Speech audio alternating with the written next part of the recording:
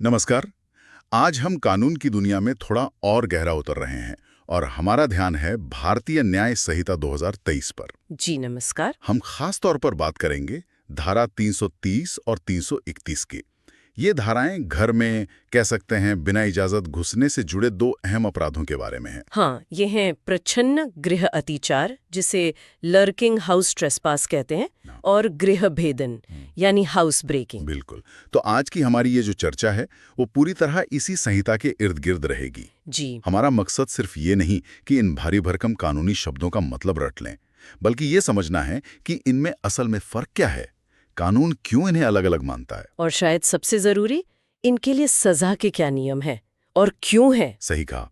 तो चलिए कोशिश करते हैं इस कानूनी विषय को थोड़ा आसान और दिलचस्प बनाने की। बिल्कुल। तो शुरुआत करते हैं धारा 330 एक से, प्रच्छन्न गृह अतिचार। ये प्रच्छन्न शब्द ही थोड़ा रहस्यमयी लगता है ना? मतलब छिपा हुआ। इसका असल मतलब क्या हुआ कानून की नजर में? हाँ, ये प्रच्छन्न शब्द ही यहाँ कुंजी है, मतलब की है। देखिए, गृह अतिचार या हाउस ट्रेसपास का मतलब तो हुआ किसी के घर या टेंट या नाव जैसी जगह में बिना इजाजत घुस जाना। ठीक है। लेकिन ये प्रच्छन्न तब होता है जब कोई घुसपैठ करते समय जानबूझकर खुद को छिपाने की खास कोशिश करता है। छिपाने की कोशिश किससे? उस व्यक्ति से जिसे कानूनी तौर पर अधिकार है कि वो घुसपैठ करने वाले को उस जगह से बाहर निकाले या रोके। जैसे मान लीजिए घर का मालिक हो या कोई गार्ड हो। अच्छा। तो मतलब ये नहीं कि बस गलती से घुस गए या खुलेआम चले आए। ये हुआ सोच समझकर, दबे पांव, अंधेरे का फायदा उठाकर या पर्दे के पीछे से घुसना। हाँ, बिल्कुल सही समझा आपने। यहाँ इरादा सिर्फ घुसने का नहीं है, बल्कि अपनी मौजूदगी को गुप्त रखने का है, छिपाने का है।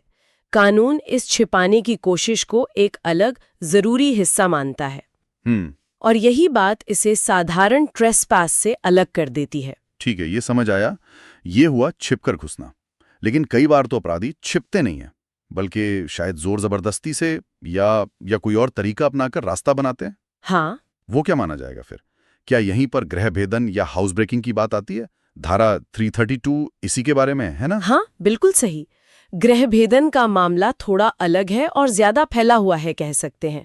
यहाँ जोर छिपाने पर उतना नहीं है जितना घर में घुसने या बाहर निकलने के तरीके पर है। तरीके पर? जी, कानून साफ तौर पर 6 मेथड्स बताता है। अगर इनमें से किसी भी एक तरीके का इस्तेमाल करके कोई घर में घुसता है, या मान लीजिए घर में पहले से मौजूद है कोई अपराध करने के लिए और फिर इन्हीं तरीकों से बाहर निकलता है, तो उसे गृह भेदन माना जाएगा। 6 तरीके। क्या आप थोड़ा अंदाजा दे सकती हैं कि ये किस तरह के तरीके हैं? क्या ये सब जोर जबरदस्ती वाले ही हैं, तोड़फोड़ वाले? जरूरी नहीं कि सब में जोर जबरदस्ती या तोड़फोड़ हो। कानून ने इसे काफी व्यापक रखा है, मतलब कई तरह की स्थितियां इसमें आ जाती हैं। अच्छा। हाँ, मोटे तौर पर हम इन्हें कुछ श्रेणियों में देख सकते हैं। जैसे पहला तो वही जो आपने कहा, जोर जबरदस्ती या नुकसान पहुंचाकर रास्ता बनाना, जैसे दीवार तोड़ दी या कोई ताला तोड़ दिया। हाँ, ये तो सीधा मामला लगता है। बिल्कुल। फिर दूसरा है चालाकी या धोखे से घुसना, जैसे दरवाजे की कुंडी किसी तार वगैरह से उठा ली या खिड़की या दरवाजे को उस तरह से खोल लिया जैसे मालिक ने उसे खोलने के लिए नहीं बनाया था। अच्छा, मतलब बिना तोड़े भी? हाँ, बिना तोड़े भी, अगर तरीका असामान्य है। तीसरा है ऐसे रास्तों का इस्तेमाल करना जो आमतौर पर आने जाने के लिए नहीं बने हैं, जैसे दीवार फांद कर आ गए या कोई पाइप पकड़कर चढ़ गए या किसी रोशनदान से घुस गए, ऐसी जगह जो इंसान के आने जाने के लिए नहीं होती। चौथा है बल प्रयोग या धमकी देकर, मतलब किसी को धक्का दे दिया या डराया धमकाया और घुस गए या निकल गए। और हाँ, एक और है ऐसे किसी रास्ते से आना जाना जिसे पता था कि बंद किया गया है, लेकिन फिर भी उसे खुद या अपने साथी की मदद से खोल लिया। अच्छा, तो ये तरीके दिखाते हैं कि कानून सिर्फ दरवाजा तोड़ने को ही गृह भेदन नहीं समझता। बिल्कुल नहीं, दायरा बहुत बड़ा है। ये वाकई दिलचस्प है कि कितनी अलग अलग स्थितियां इसमें शामिल हो जाती हैं। शायद संहिता में कुछ उदाहरण या एग्जाम्पल्स भी दिए गए होंगे, उनसे और आसानी हो जाती है समझने में। हाँ, उदाहरण दिए गए हैं और वो काफी मददगार हैं। जैसे मेरा एक सवाल था, मान लीजिए किसी को सड़क पर चाबी पड़ी मिली और उससे उस दरवाजा खोलकर घर में घुस गया। क्या ये भी गृह भेदन होगा? हाँ, बिल्कुल। ये संहिता के उदाहरणों में साफ तौर पर लिखा है। अगर कोई खोई हुई चाबी पाकर उससे दरवाजा खोलता है और घर में घुसता है तो ये गृह भेदन है। अच्छा, और खिड़की से अंदर आना? वो भी, खिड़की से घर में घुसना भी गृह भेदन माना गया है।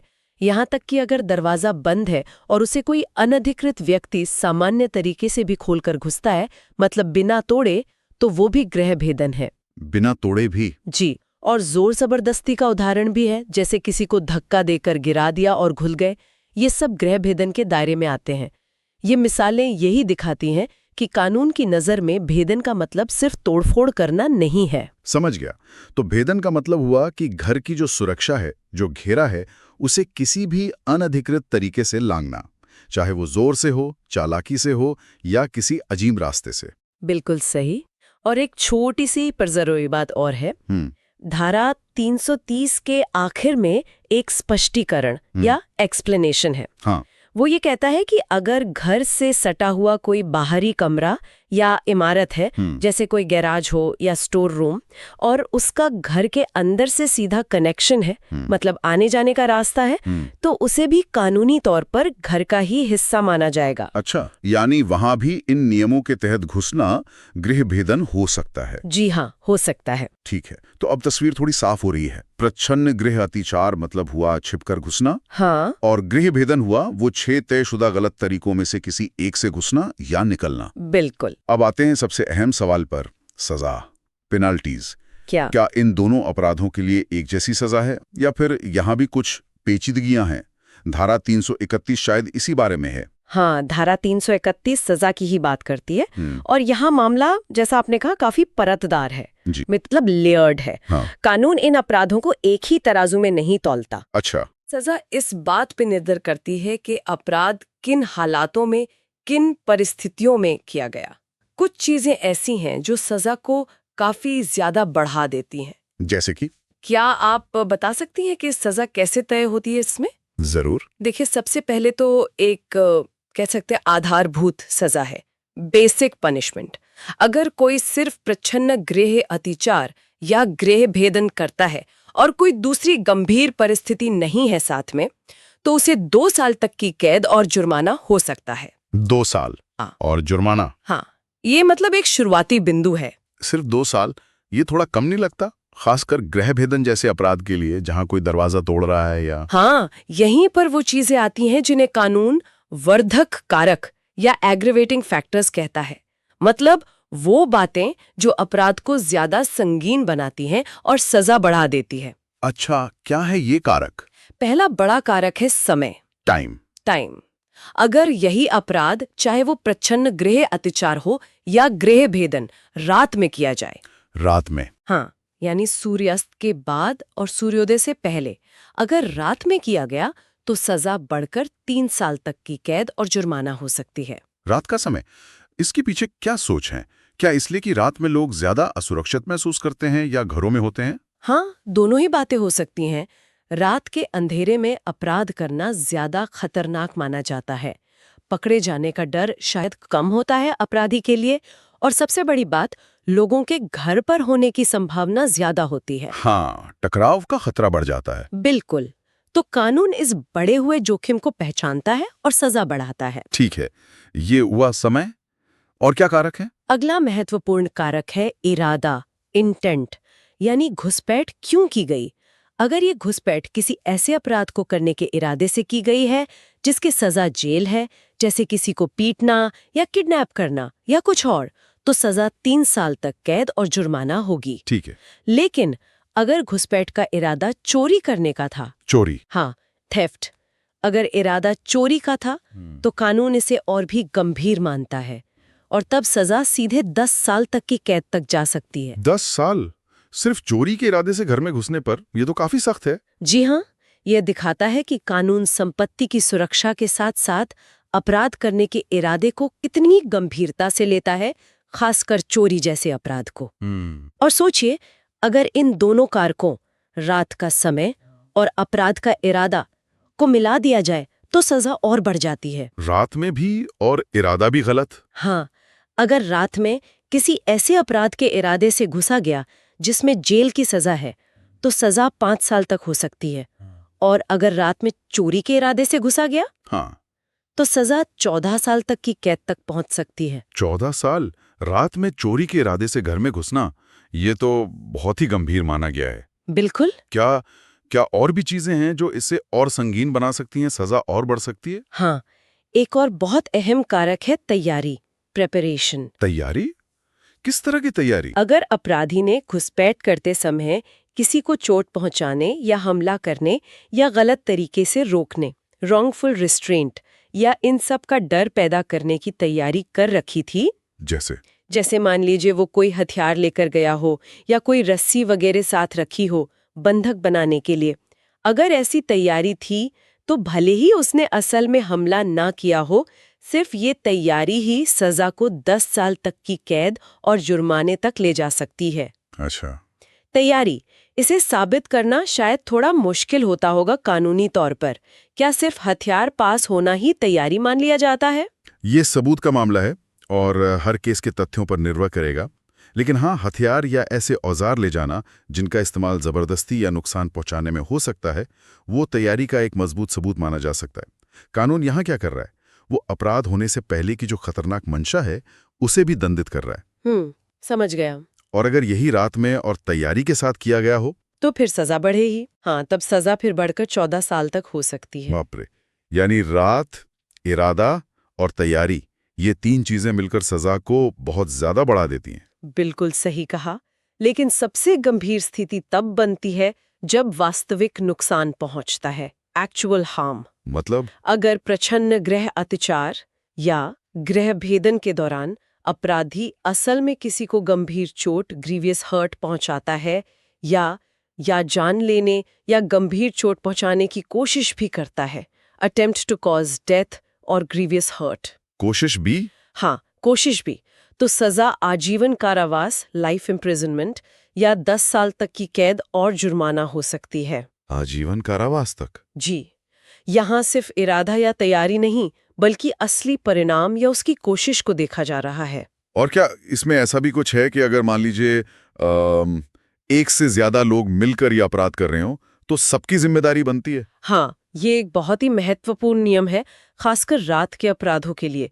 धारा 331 का जो उपधारा है, वो यही कहती है। क्या कहती है वो? वो कहती है कि अगर रात में प्रच्छन्न गृह अत्याचार या गृह भेदन करते समय उस अपराध में शामिल किसी भी व्यक्ति द्वारा जानबूझकर किसी की मौत कारित की जाती है या गंभीर चोट पहुंचाई जाती है या ऐसा करने की कोशिश की जाती है, किसी भी एक के द्वारा? हाँ, किसी भी एक के द्वारा, तो उस अपराध में शामिल सभी व्यक्तियों को, सिर्फ चोट पहुंचाने वाले को नहीं, बल्कि उस समूह के सभी सदस्यों को आजीवन कारावास या 10 साल तक की कैद और जुर्माना हो सकता है। सभी को? हाँ, सभी को। इसे संयुक्त दायित्व या जॉइंट लायबिलिटी का सिद्धांत कहते हैं। मतलब अगर आप किसी ऐसे ग्रुप का हिस्सा हैं जो रात में घर में घुस रहा है और आपके एक साथी ने किसी को गंभीर चोट पहुंचा दी, तो कानून की नज़र में आप भी उतनी ही सजा के हकदार हो सकते हैं, भले ही आपने खुद वो चोट न पहुंचाई हो। वाह, ये तो बहुत ही गंभीर बात है। तो कुल मिला के कानून सिर्फ ये नहीं देख रहा कि कोई घर में घुसा या नहीं, बल्कि वो पूरी तस्वीर देख रहा है। कैसे घुसा, छिपकर या तोड़कर, कब घुसा, दिन में या रात में, क्यों घुसा, इरादा क्या था, क्या कोई तैयारी थी हथियार वगैरह की, और आखिर में नतीजा क्या निकला, क्या किसी को चोट पहुंची। हर पहलू सजा को कम या ज्यादा कर सकता है। आपने एकदम सही निचोड़ निकाला है। यही इस कानून की बारीकी है। एक ही मूल काम है, बिना इजाजत घर में घुसना, लेकिन वो कितने अलग अलग अपराधों में बदल सकता है, ये पूरी तरह से हालात पर निर्भर करता है। ये सिर्फ किसी की प्रॉपर्टी में घुसने का मामला नहीं है। ये व्यक्ति की सुरक्षा, उसकी प्राइवेसी और समाज में जो एक डर पैदा होता है ऐसे अपराधों से, उन सब से जुड़ा है। कानून इन सभी चीजों को ध्यान में रखकर अपराध की गंभीरता तय करता है। रात का समय, चोरी का इरादा, हिंसा की तैयारी और असल में हुई हिंसा, ये सब खतरे को बढ़ाते हैं और इसलिए सजा भी उसी हिसाब से बढ़ती है। तो आज की इस बातचीत से एक बात तो साफ हो गई कि भारतीय न्याय संहिता में प्रच्छन्न गृह अत्याचार और गृह भेदन को काफी गंभीरता से लिया गया है। और इनके बीच का जो फर्क है वो सिर्फ कोई टेक्निकल फर्क नहीं है, बल्कि अपराधी की मंशा और उसके तरीके पर आधारित है। बिल्कुल। और हमने ये भी समझा कि कैसे एक ही तरह के दिखने वाले अपराध के लिए सजा 2 साल से लेकर आजीवन कारावास तक जा सकती है, जो पूरी तरह से परिस्थितियों पर निर्भर करता है। हाँ, ये समझना बहुत जरूरी है कि कानून कैसे इन बारीकियों में जाता है। ये कोई ब्लैक एंड व्हाइट सीधा मामला नहीं है। इरादा, तरीका, समय, तैयारी, परिणाम, ये सब चीजें मिलकर अपराध के सही रूप को और उसकी गंभीरता को तय करती हैं। कानून इन्हीं विभिन्न परिस्थितियों का मूल्यांकन करके न्याय करने की कोशिश करता है।